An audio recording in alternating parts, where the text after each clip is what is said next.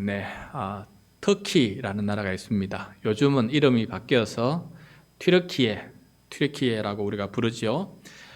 튀르키예 과거에 오랫동안 수도였던, 지금은 이제 수도가 아닌데 수도였던 이스탄불이 있습니다. 이스탄불.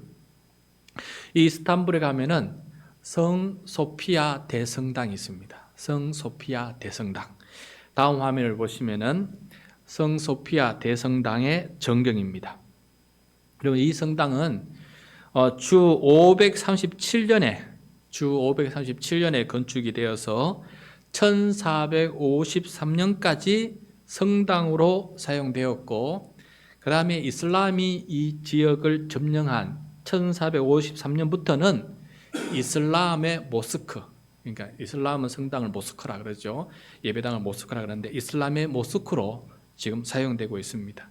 그러니까 약 1000년은 기독교 성당, 그 다음에 지금까지 한 500년 정도는 이슬람의 모스크로 지금 사용이 되고 있는 그런 성당이 되겠습니다. 그런데 이 성소피아 성당을 건축한 로마 황제 유스티아누스 1세가 대규모 토목 공사를 통해서 이 제국의 권위를 드러내고 싶어서 최고의 성당을 지어라. 그래서 당대의 최고의 건축자 2명에게 하명을 해서 어느 건물보다 웅장하고 멋있게, 거대하게, 신속하게 지어라라고 명령을 내렸습니다. 그리고 그 명령에 따라서 탄생한 것이 바로 저 성 소피아, 당대 로마 제국에서 가장 중심이 되는 성당의 역할을 했습니다. 저렇게 화려하고 웅장한 대성당에 처음 들어갔을 때 로마 황제는 오랫동안 아무 말도 하지 못했답니다. 그 웅장함과 그 멋있는 모습에. 그러고 난 다음에 그가 한 마디, 첫 마디가 이거였습니다. 솔로몬이여, 내가 당신을 이겼습니다. 이게 무슨 말일까요? 솔로몬이여, 내가 당신을 이겼습니다. 솔로몬이 성전을 건축하지 않았습니까?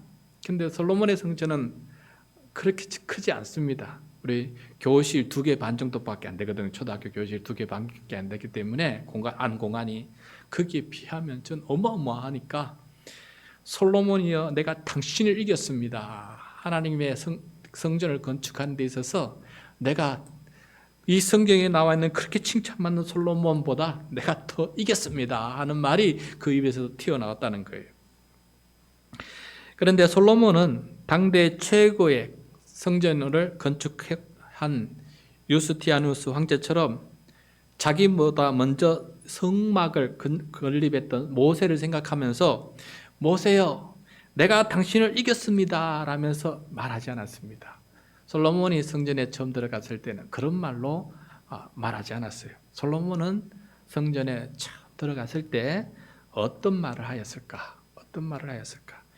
여러분, 오늘 말씀이 7년 동안 건축한 성전에 들어간 솔로몬의 첫 말을 기록하고 있습니다. 솔로몬의 고백이 나오고, 솔로몬의 찬양이 나오고, 솔로몬의 기도가 나오고, 솔로몬의 축복문까지 8장이 굉장히 길어요.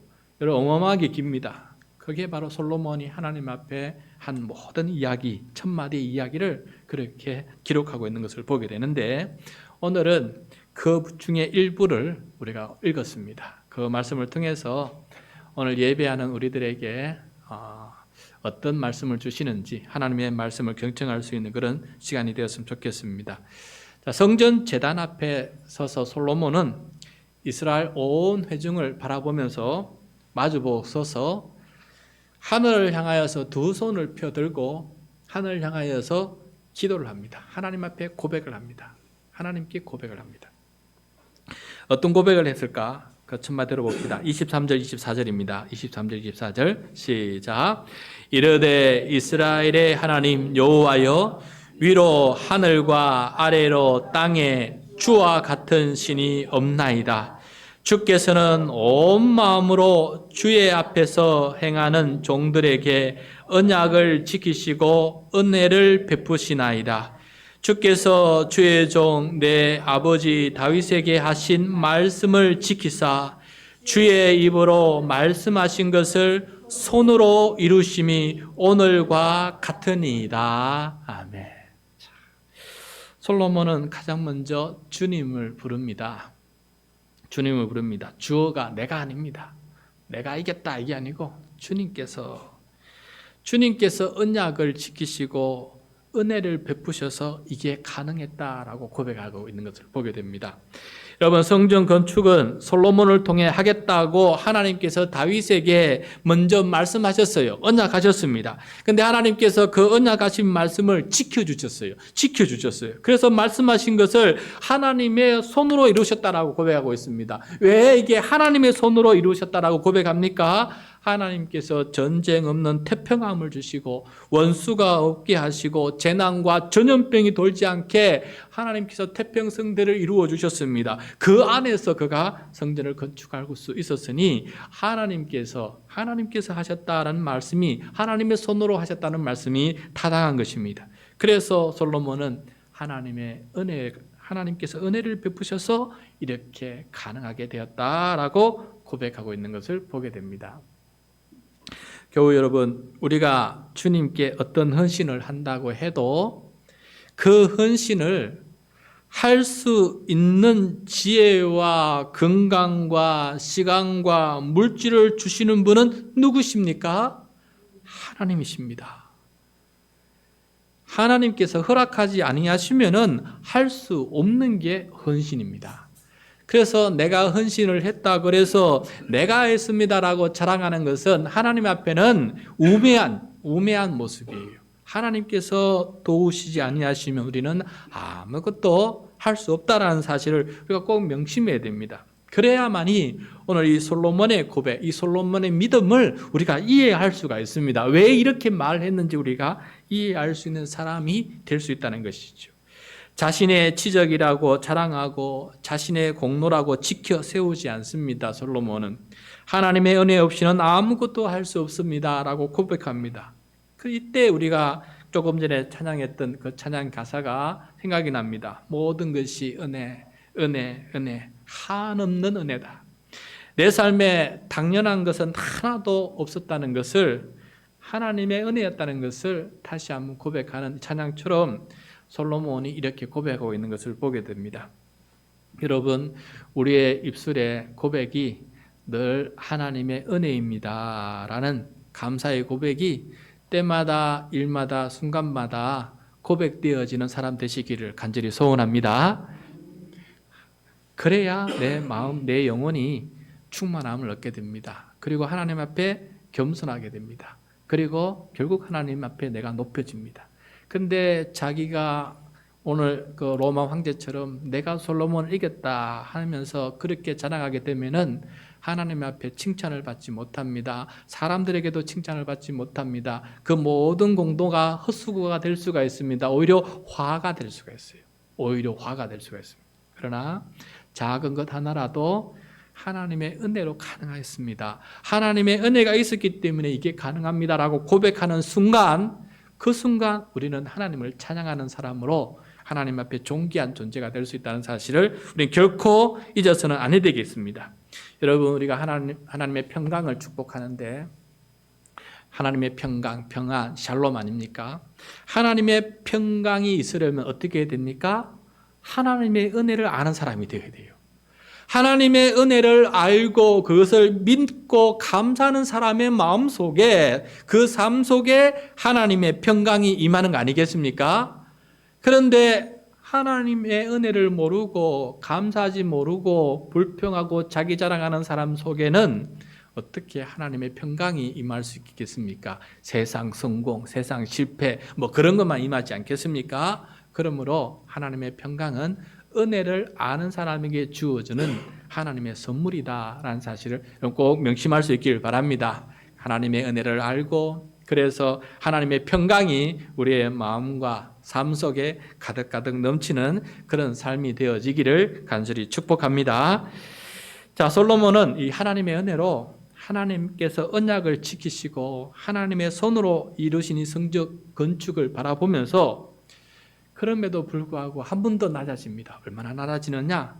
자기가 건축하고 온 백성들이 17만 명이 함께 수고해서 만든 이 건축물을 바라보면서도 이 건축이 하나님을 용납할 수 없는 그저 부족하고 초라한 것입니다. 그렇게 고백해요.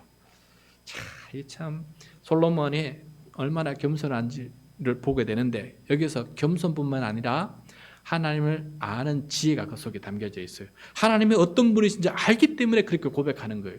하나님을 모르면 이런 고백을 할 수가 없습니다. 하나님을 아는 자는만이 이런 고백을 할 수가 있어요. 어떤 하나님을 어떻게 알았기 때문에 솔로몬이 이런 고백을 할 수 있을까? 그럼 27절 한번 봅시다. 27절이에요. 시작. 하나님이 참으로 땅에 거하시리까 하늘과 하늘들의 하늘이라도 주를 용납하지 못하겠거든 하물며 내가 건축한 이 성전이오리까. 자, 여러분 솔로몬이라 생각해 보십시오. 얼마나 자랑하고 싶겠습니까? 하나님, 천막에 계실 하나님을 내가 멋있는 돌로 다듬고 안에는 백향목을 두르고 그 백향목은 전부 다 금을 입히고 이렇게 웅장하고 멋있게 만들었으니 하나님이 그할 만한 멋진 장소 아닙니까? 하나님 정말 이곳에서 있으실 만한 좋은 장소 아닙니까? 제가 그런 장소 만들었습니다. 이 성전 얼마나 좋습니까? 하나님 그하시기에 얼마나 좋습니까? 이렇게 말하고 싶은 게 우리 모든 사람의 공통된 마음이 아니겠어요? 그런데 그렇게 7년 동안 그렇게 수고해서 만드는 그 성전임에도 불구하고 솔로몬은 고백합니다. 하늘의 하늘이라도 주를 용납할 수 없거든. 하나님은 천지 만물을 지으시고 우주 만물을 지으신 그런 위대하고 크신 분이신데 어떻게 작은 공간에 내가 가둘 수가 있겠습니까? 어떻게 하나님을 작은 공간에 내가 이 초라한 공간에 모셔드릴 수 있겠습니까? 하늘의 하늘, 저 멋진 하늘, 우주, 광활한 우주도 하나님을 용납할 수 없는데 어찌 제가 감히 내 손으로 만든 이 돌멩이로 만든 이 건물에 하나님을 크게 모시려고 욕심 부릴 수 있겠습니까? 하나님은 자유하시고 하나님은 초월하시는 분을 내가 어떻게 내 손으로 그것을 이렇게 가둘 수가 있겠습니까? 여러분, 이게 참 믿음입니다. 우리는 하나님을 지니의 요술 램프처럼 딱 어디에 가둬 놓고 하나님 여기 계셔야 내가 마음이 편합니다. 그리고 이대로 계세요. 그리고 내가 이렇게 하시면 이렇게 해주시고 내가 이렇게 하면 또 이렇게 해주시고 내가 이해가 되고 내가 또 용납이 되고 내가 좀 이렇게 편안을 할 정도로 행동해 주십시오. 하나님을 그렇게 내 마음대로 조정하고 싶은 마음이 생겨요. 그렇지만은 하나님은 우리 모든 것을 초월하십니다. 그 앞에 우리는 두려움과 떨림으로 설 수밖에 없는 거 아니겠습니까? 그래서 솔로몬은 내가 건축한 이 성전이지만은 주님을 용납할 수 없는 그런 미흡한 것이다 라고 이렇게 고백하고 있는 것을 보게 됩니다. 얼마나 바른 믿음이고 그 바른 믿음 속에서 얼마나 바른 고백을 하고 있습니까? 솔로몬의 겸손함이 참 본받을 만합니다. 자, 성전은 크기나 화려함이나 웅장함 때문에 하나님께서 거기 거하시는 것이 아니라 무엇 때문에 하나님께서 거기 거하시는 것일까요? 그것은 바로 하나님께서 약속하신 말씀 때문입니다. 우리가 아무리 하늘의 하늘 같은 성전을 지어도 하나님께서 거하지 아니냐 하시면 끝장임, 필요 없는 것이에요. 그런데 아무리 작고 비좁고 좁은 공간이라 할지라도 하나님께서 내가 거기 거할 것이다 라고 말씀하시면 그곳이 성전이 되는 것입니다. 그 말씀이 바로 29절이에요. 29절 함께 읽겠습니다. 시작. 주께서 전에 말씀하시기를 내 이름이 거기 있으리라 하신 곳 이 성전을 향하여 주의 눈이 주야로 보시오며 주의 종이 이곳을 향하여 비는 기도를 들으시옵소서. 아멘. 지극히 작은 공간인 성전이 위대하고 크신 하나님의 집이라고 감히 우리가 언급할 수 있는 이유는 무엇입니까? 우리의 공로에 있습니까? 아닙니다. 하나님의 말씀에 있습니다. 하나님의 이름이 성전에 있으리라고 하나님께서 말씀하셨기 때문에 그곳에 하나님께서 거하실 수 있는 공간이 되는 것입니다. 여기서 하나님의 이름이 있는 곳이라는 말의 뜻이 무엇일까요? 우리 29절 말씀에 따르면은 하나님의 눈이 주야로 보시는 곳이다라는 뜻이에요. 주야로 보신다는 것은 늘 항상 쉬지 않고 보신다라는 뜻 아니겠습니까? 하나님께서 늘 보시고 그 가운데 함께 계신다는 의미가 바로 하나님의 이름이 주야로 그곳에 있다라는 거고 그것을 보신다는 의미가 되겠습니다. 그렇다면은 하나님은 무엇을 보시겠습니까? 건물을 보시겠습니까? 아니면은 건물 안에서 하나님의 이름이 거룩히 여김을 받는지를 보시겠습니까? 우리가 하나님의 이름을 거룩히 여기는 모습은 바로 예배입니다. 예배. 성전에서 우리가 예배를 드리게 됩니다. 예배를 드릴 때 하나님의 이름을 거룩하게 부르며 하나님을 찬양하며 하나님 앞에 헌신하며 봉헌하며 하나님의 뜻 앞에 순종하며 겸손해집니다. 이것이 바로 하나님의 이름을 거룩하게 여기는 그런 모습이에요. 그래서 하나님의 이름이 여기 있다는 것은 하나님께서 보신다는 것인데 어떻게 보시느냐? 내 이름이 그곳에서 거룩히 여김을 받고 있는지를 주님께서 보신다라는 것은 의미 아니겠습니까? 그리고 이 성전은 만민이 기도하는 집이 됩니다. 기도하는 집. 오늘 29절 말씀을 보면은 이 성전은 기도하는 집이다라는 것을 우리에게 똑똑히 보여주고 있어요. 기도자들을 주님께서 보시고 하나님의 거룩한 이름을 부르며 기도하는 그 소리를 들으신다라고 말씀하고 있어요. 여러분, 기도하는 소리는, 기도하면서 하나님을 부르는 소리는 하나님의 이름을 거룩히 여기는 아주 존귀한 모습이다라는 것을 오늘 말씀을 통해서 우리가 깨닫게 됩니다. 성전을 찾아서 성전에서 기도하는 경우가 사실은 몇 되지 않습니다. 이스라엘 백성도 1년에 3번 정도밖에는 성전에 찾아서 예배드리지 않고 다 지역에서 예배드리지 않습니까? 그런데 각자 집에서 하루 3번 기도를 합니다. 유대인들은 하루에 3번 기도를 하는데 기도할 때는 서서 기도합니다. 서서 기도하는데 몸의 방향을 어디를 향하느냐? 성전이 있는 곳을 향하여서 몸을 틉니다. 그리고 하나님을 향해 기도를 드립니다. 왜 성전을 향하여서 기도드리느냐? 성전을 향할 때 마치 내가 성전에 있는 것처럼 마음가짐을 하기 때문에 성전을 향해서 기도를 드리는 것입니다. 왜냐하면 그 성전에 하나님의 이름이 거룩히 여김을 받으면서 예배드렸던, 기도드렸던 그 경험을 내 마음속에 가지고 있어요. 그래서 성전이 아닐지라도 내가 성전을 향해서 서서 기도할 때에는 그 성전이 있는 내 마음이, 내 생각이 생각나서 내 마음의 자세가 성전에 있는 것처럼 그렇게 기도하는 태도로 바뀐다는 것이죠. 그래서 솔로몬은 이렇게 간구합니다. 30절 말씀이에요. 30절 말씀 같이 읽겠습니다. 시작. 주의 종과 주의 백성 이스라엘이 이곳을 향하여 기도할 때에 주는 그 간구함을 들으시되 주께서 계신 곳 하늘에서 들으시고 들으시사 사하여 주옵소서. 자, 여러분 30절 말씀. 기도자가 성전을 향하여 기도할 때 주 하나님께서 계신 곳 하늘에서 성전을 주야로 보시듯이 성전을 향하여 기도하는 자를 성전에 있는 사람처럼 보시고 그들의 기도를 응답해 달라는 솔로몬의 기도 내용입니다. 간구하는 내용입니다.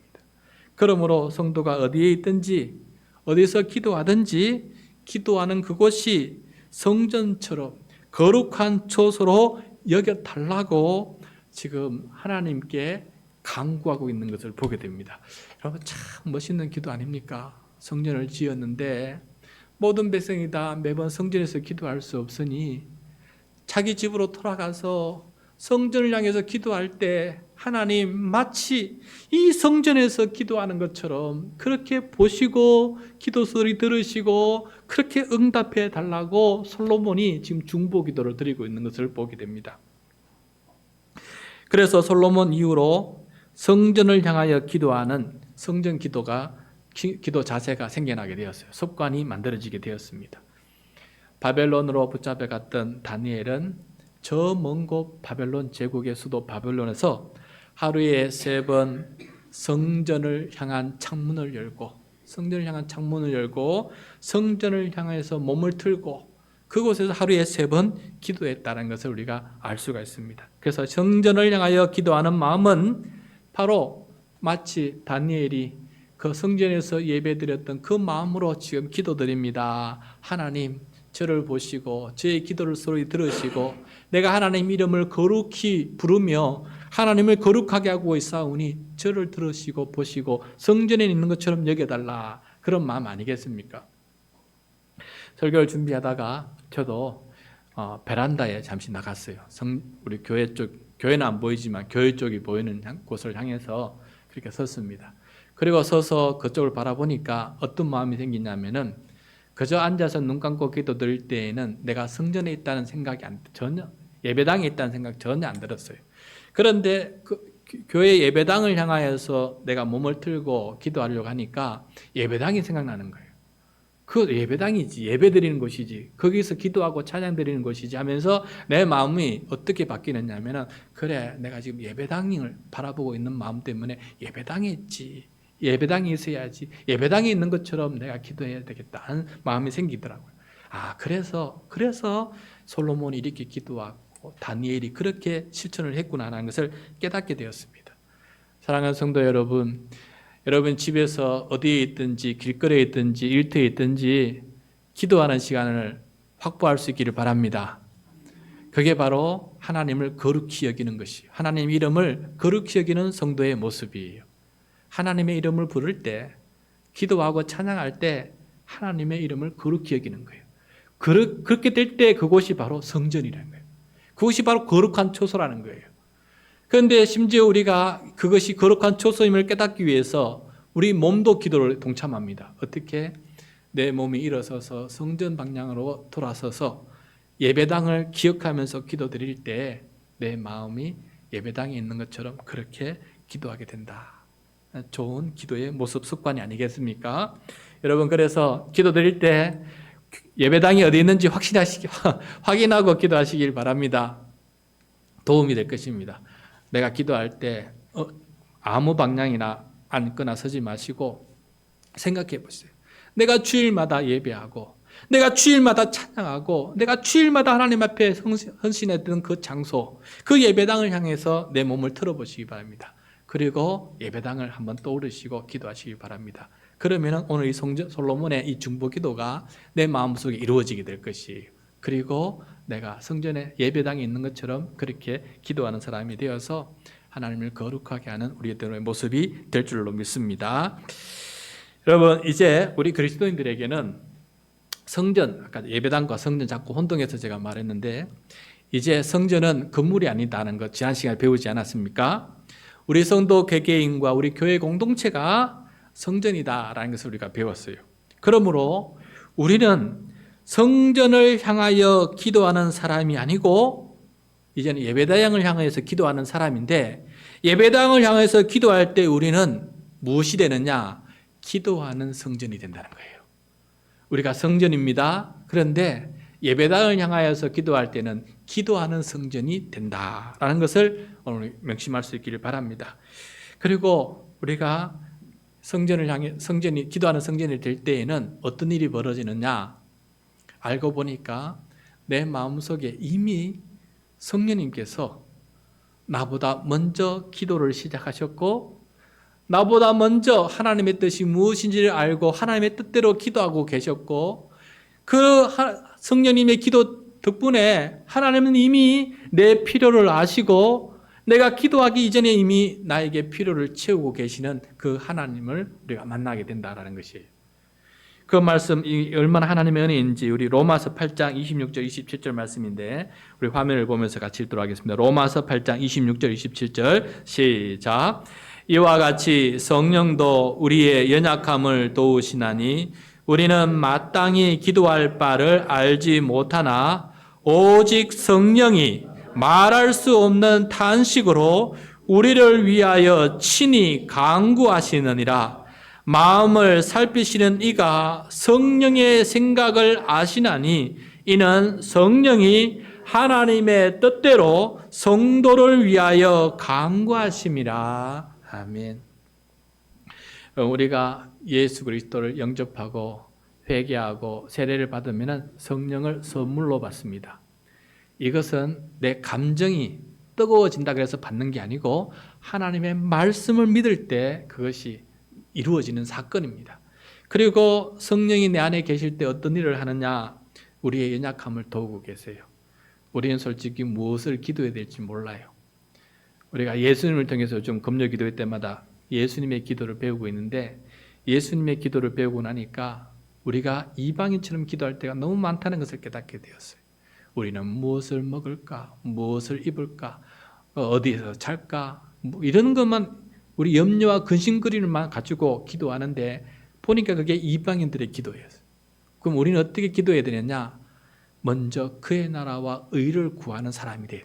하나님의 이름이 거룩히 여김을 받고 하나님의 나라가 임하고 하나님의 뜻이 하늘에서 이룬 것처럼 이 땅에서 이루어지기를 먼저 기도하면은, 하나님의 나라와 의를 먼저 구하면은 이 모든 것들은 더하여 주신다라고 말씀하고 있는 것을 배우게 돼요. 그래서 우리의 기도의 많은 내용들이 정말 하나님의 뜻대로 구하는 것일까? 그러면 그런 말을 들을 때 우리가 무엇을 어떻게 기도해야 될지 답답해지고 또 이게 연약해집니다. 그때 성령님께서 말할 수 없는 탄식으로 우리의 마음속에서 친히 우리를 위해서 기도하고 계세요. 그러니까 우리가 기도하기 전에 이미 우리 안에서 성령님께서 기도하고 계신다. 이게 얼마나 큰 은혜입니까? 얼마나 큰 은혜입니까? 내가 기도하기 전에도 이미 내 믿음 때문에 성령님께서 내 안에 거하시며 나를 위해서 기도해 주고 계십니다. 이게 믿겨지면은 우리의 기도는 더 힘을 얻어요. 내가 기도의 자리에 앉아서 내 몸을 성전 예배당을 향해서 기도할 때 그 믿음 때문에 내가 예배당에 있는 것처럼 느껴져요. 그런데 성령님께서 내 마음에 말로 할 수 없는 탄식으로 지금 기도하고 계신다는 것이 믿겨지면은 내 기도가 얼마나 힘을 얻습니까? 나 혼자 기도하는 것이 아니고 성령님께서 함께 기도하신다는 사실이 믿겨지기 때문에 내 기도가 얼마나 감사합니까? 그래서 이 말씀 로마서 8장 26절 27절 이 말씀이 우리에게 놀라운 하나님의 은혜다라는 것을 우리가 깨닫게 됩니다. 오늘 말씀 우리가 성전을 통해서 함께 배우게 되는데요.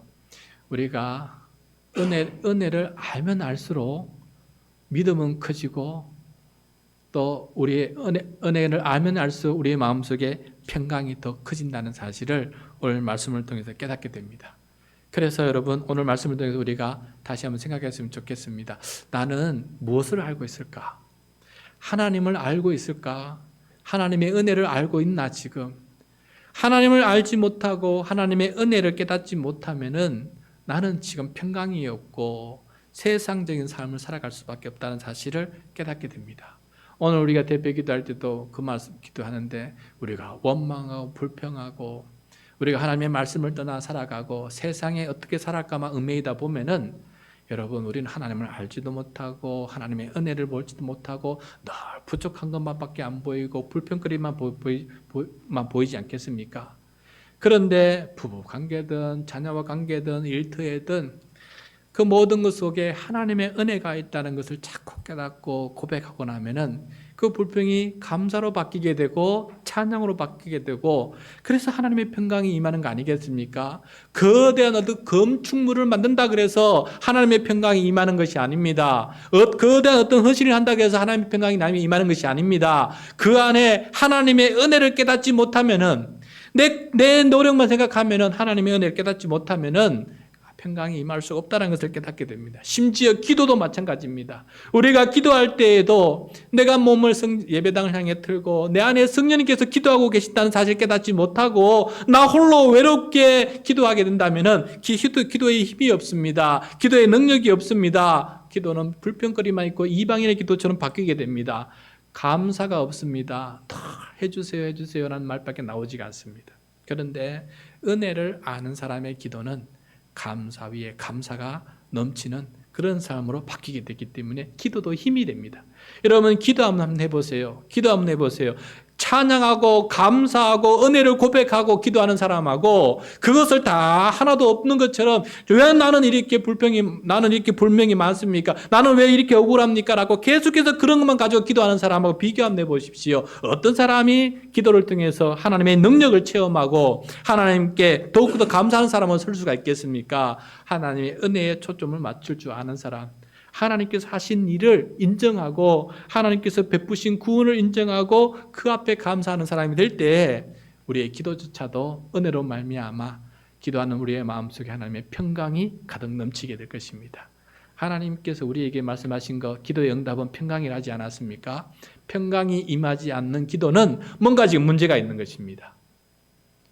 평강이 임하지 않는 기도는 뭔가 문제가 있습니다. 무슨 문제가 있는 것입니까? 은혜를 모르고 은혜에 감사하지 못하고 기도하고 있기 때문에 평강이 없는 것입니다. 늘 염려와 두려움 속에 살아갈 수밖에 없는 것입니다. 그러므로 오늘 이 성전의 기도를 통해서, 오늘 말씀을 통해서, 솔로몬의 이 고백을 통해서 우리가 무엇을 깨달아야 되는지 다시 한번 주님의 음성을 듣고 은혜 가운데 평강으로 살아갈 수 있는 우리 모두가 되시기를 간절히 소원합니다.